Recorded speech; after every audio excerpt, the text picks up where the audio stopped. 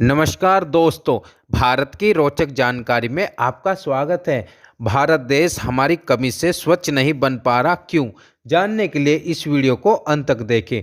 दोस्तों, भारत दुनिया का सबसे बड़ा कचरा उत्पादक देशों में से एक है।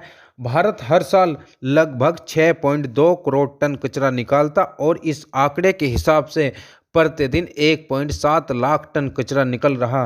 दोस्तों, अकेले भारत की राजधानी दिल्ली से 1300 टन कचरा रोज निकलता।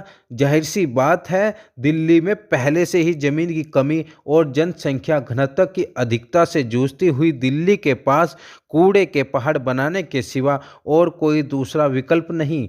आप दिल्ली के ओखला, भलसवा, गाजीपुर में जगह जगह कूड़े के इतने बड़े बड़े पहाड़ आपको दिखेंगे। अगर कोई अनजान पर्यटक इन्हें दूर से देख ले तो वो इन्हें हकीकत में ही पहाड़ समझ बैठेगा। बल्कि ऐसा भी नहीं कि सरकार इसके लिए कुछ कर भी नहीं रही हो।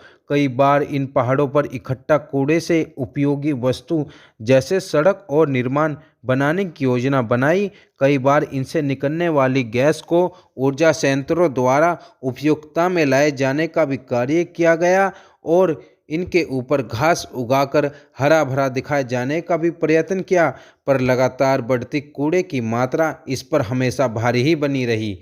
हम अपने समाज को सभ्य और सुसंस्कृत कहते, लेकिन अपने घरों से अनियंत्रित कचरा निकालते रहते।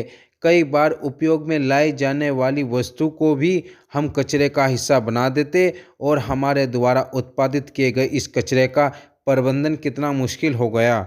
दोस्तों, इस तरह के कूड़े और उसमें मौजूद हानिकारक तत्वों का हवा के माध्यम से वातावरण में फैलना, भारी मात्रा में हानिकारक गैसों से वातावरण प्रदूषित करना, जानवरों द्वारा से खा लिया जाना और फिर बीमार पड़ जाना, इसके स्थानीय मिट्टी और जल में मिश्रित हो जाने पर खतरा पैदा होना, कई बार वजन ना सहन कर पाने पर धसक जाना और उसकी चपेट में आने वाले लोगों, कर्मियों, मशीनों और मकानों का नुकसान पहुंचाना आदि तमाम चीज़ें इस कूड़े का प्रबंधन न किए जाने का ही परिणाम है।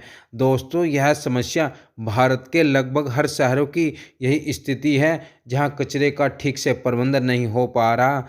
हालांकि स्वच्छ भारत अभियान के अंतर्गत इसके प्रबंधन के लिए कार्य किया जा रहा और कई शहरों से डोर टू डोर कूड़े को इकट्ठा भी किया जा रहा, लेकिन इसके दुष्प्रभावों को रोकने के लिए हमें सरकारी और गैर सरकारी दोनों स्तरों के साथ मिलकर करना होगा। इसमें हमारे देश की नागरिकता की अहम भूमिका होनी जरूरी। हर स्तर पर कचरे का रिसाइकिल यानी दोबारा प्रयोग को लागू करना होगा।